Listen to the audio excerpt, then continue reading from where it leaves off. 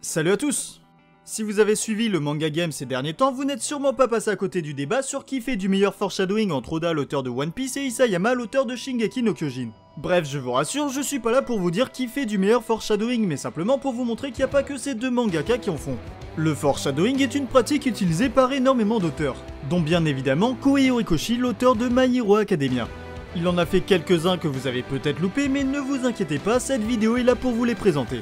Mais juste avant, j'aimerais vous parler d'une application mobile vraiment prometteuse qui s'appelle Picomit. Vous le savez, j'ai pas l'habitude de promouvoir des produits sur la chaîne, mais quand Picomit m'a contacté, je me suis dit enfin une application qui vaut le coup. Je pense sincèrement qu'elle va intéresser beaucoup d'entre vous puisque c'est un réseau social centré sur les mangas. Et évidemment, il y a une communauté My Hero Academia.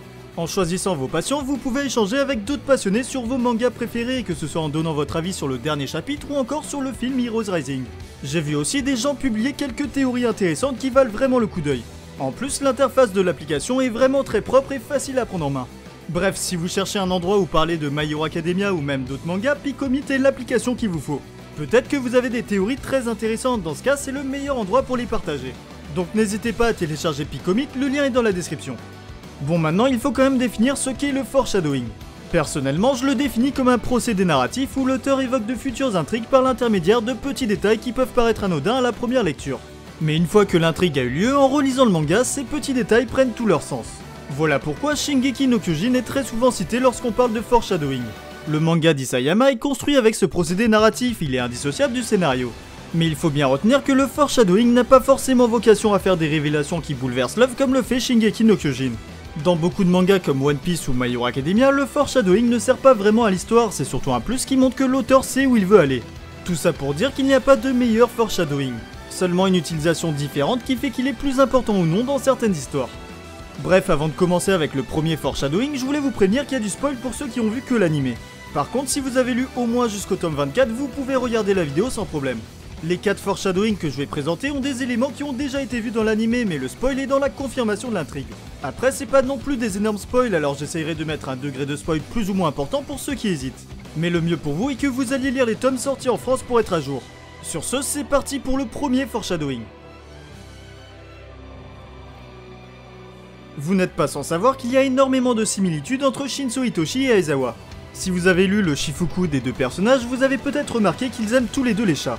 Ils ont aussi tous les deux un alter plutôt puissant mais qui peut être facilement contré au corps à corps. C'est d'ailleurs pour cela qu'Aizawa s'est énormément entraîné aux arts martiaux. Si son alter est inefficace contre un vilain, il se doit de pouvoir l'affronter en combat rapproché.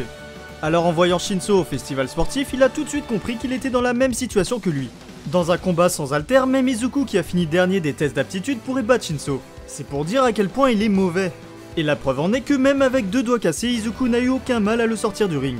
Bref, ça vous a peut-être échappé, mais quelques chapitres plus tard, au chapitre 70, Izuku croise Shinso en compagnie d'Aizawa. Il a ensuite fallu attendre le chapitre 121 pour voir de nouveau Shinso. Et à ce moment-là, Hanta fait la remarque qu'il est beaucoup plus musclé qu'avant. Avec ces 3 éléments, Horikoshi a fait du très bon foreshadowing que seuls les plus attentifs d'entre nous avaient remarqué. Aizawa a donc entraîné Shinso pendant tout ce temps et la révélation apparaît enfin au chapitre 194. Maintenant qu'on a vu Shinso avec les bandelettes d'Aizawa, tous ces petits détails prennent tout leur sens et c'est la preuve de la qualité d'écriture du manga. Pour ceux qui l'auraient oublié, la première mention de Destro dans l'histoire a été faite non pas par son descendant Rikiya Yotsubashi mais par Gentle dans le chapitre 171. En effet, la Brava regarde une ancienne vidéo de Gentle où il évoque le nom des héros qui ont marqué l'histoire comme All Might ou Crimson Riot. Mais il évoque aussi des criminels tels que All for One et le chef de l'armée de libération des super pouvoirs Destro. A noter qu'il parle aussi d'un certain Arima Oji qui est probablement un foreshadowing pour une prochaine intrigue. En l'absence du pilier de la justice que représentait All Might, les problèmes de la société commencent à ressortir et c'est donc tout naturellement que dans le chapitre 186 il est fait mention du livre dans lequel Destro a partagé son idéologie. Comme l'a dit Hawks, le climat d'insécurité est propice à faire renaître des idéologies. C'est donc un foreshadowing de l'arc qui allait arriver un peu plus tard avec l'introduction de Rikiya Yotsubashi, le descendant de Destro et PDG de Detnera. D'ailleurs, cette société qui vend des équipements au marché noir à des personnes sans permis a été fait mention par Gilan, le fournisseur de la Ligue des Vilains, dans le chapitre 57. Ce dernier faisant concurrence au trafic d'équipements de Detnera, sa capture prend donc tout son sens, c'est tout à fait logique de le voir face à Rodestro 160 chapitres plus tard.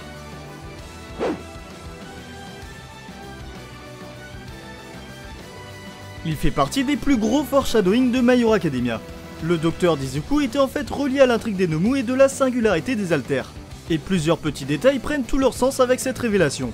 Déjà, le petit Tsubasa qui a grandi dans la même ville que Deku et Kachan est d'après le premier guidebook officiel le petit-fils du docteur Ujiko. On apprend d'ailleurs qu'il a été transformé en ce Nomu ailé de l'Arkestein.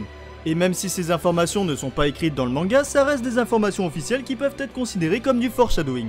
Ensuite, dans le chapitre 186, on peut apercevoir que le Haiten qui affronte Endeavor a un alter similaire à celui de Muscular. Et ce fut confirmé avec la sortie du deuxième databook où il est mentionné que le docteur Ujiko a examiné Muscular par le passé. C'est la preuve qu'il a bel et bien cloné son alter. Dans le chapitre 258, on apprend aussi que le docteur Ujiko a fondé des hôpitaux et bâti des orphelinats ainsi que des maisons de retraite. Ce qui fait sens quand on sait qu'il a besoin de se fournir en alter.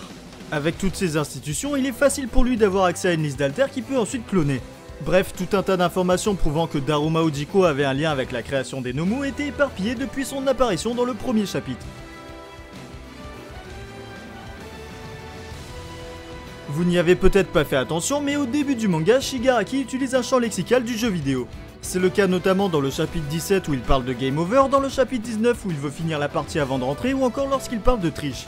Il compare aussi All Might au boss final dans le chapitre 20. Et tous ces détails ne sont pas laissés au hasard puisqu'ils sont annonciateurs de l'évolution de Shigaraki. Celui qui voyait au départ les obstacles de la vie comme un jeu vidéo va élargir sa vision lors de sa rencontre avec Overhaul.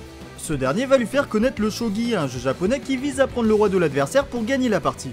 Cette scène peut paraître anodin et pourtant c'est en apprenant le shogi que Shigaraki va prendre en maturité. Il va comprendre qu'il faut attaquer directement le roi, à savoir le leader d'une organisation pour obtenir allégeance de ses membres. Ça peut sembler logique dit comme ça, mais il y a bien un sens au fait qu'il s'attaque directement à Rodestro malgré son immense armée. Il sait que peu importe leur nombre, tant que le roi est vaincu alors la partie est gagnée. Le lexique du jeu vidéo est donc abandonné pour laisser place à des mimiques et un champ lexical s'inspirant des jeux de stratégie. Pour tous ceux qui pensaient que Shigaraki a commencé à être développé à l'arc My Villain Academia, vous avez la preuve par ces petits détails que cet arc est juste l'aboutissement de ce qui se préparait. Voilà, c'est la fin de cette vidéo, j'espère qu'elle vous aura plu. Ce sont évidemment pas les seuls foreshadowing de My Hero Academia, il en existe plein d'autres mais beaucoup plus basiques. Je pense notamment aux gants de Deku qui avaient été teasés sur la cover du tome 4. Alors si vous voulez parler de ceux que j'ai pas évoqués en commentaire, n'hésitez surtout pas. Bref, j'avais annoncé plusieurs vidéos pour ce mois d'août, mais comme vous avez pu le voir, je n'ai rien sorti à cause de quelques problèmes. Mais ne vous inquiétez pas, les vidéos sont déjà écrites et elles sortiront bientôt. Alors pensez à vous abonner pour ne louper aucune de ces vidéos. Vous pouvez aussi laisser un petit pouce bleu pour me soutenir si la vidéo vous a plu et me suivre sur les réseaux sociaux Twitter et Instagram. Sur ce, je vous dis à la prochaine pour de nouvelles vidéos. Tchuss!